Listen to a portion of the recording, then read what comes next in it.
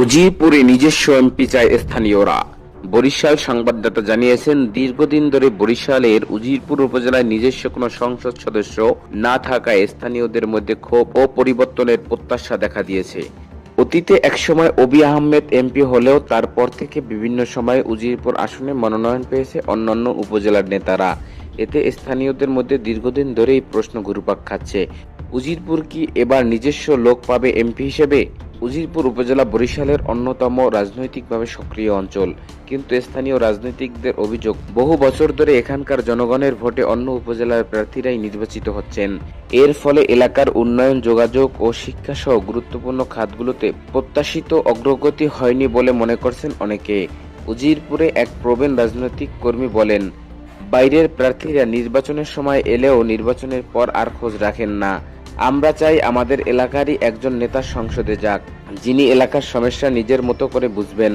অন্যদিকে এক তরুণ ভোটার বলেন, উজিরপুরের রাজনীতি সবসময় বাইরের প্রভাবের মধ্যে থাকছে, এবার আমরা চাই পরিবর্তন।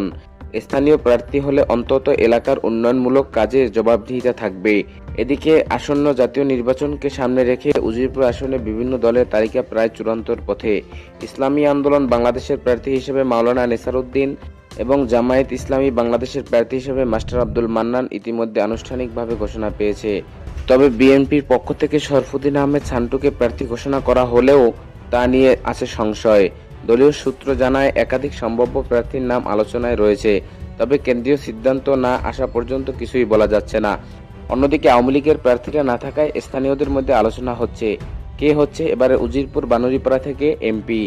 রাজনৈতিক বিশ্লেষকরা মনে করেন, এবার যদি উজিরপুরে স্থানীয় কোনো প্রার্থী মনোনয়ন পান তাহলে এটি এলাকার রাজনীতিতে বড় ধরনের পরিবর্তন আনবে। দীর্ঘদিনের কেন্দ্রনির্ভর রাজনীতি বদলে স্থানীয় নেতৃত্বের বিকাশ ঘটবে, যা গণতান্ত্রিক চর্চাকেও আরও শক্তিশালী করবে বলে মনে করছেন তারা। এবার সবার দৃষ্টি কেন্দ্রীয় দলীয় সিদ্ধান্ত কোন দিকে। এখন সকলেরই প্রশ্ন একটাই, এই নির্বাচন কি উজিরপুরে অবশেষে নিজস্ব এমপি পাবে, নাকি আবারও বাইরের প্রার্থীর দখলে থাকবে আসনটি?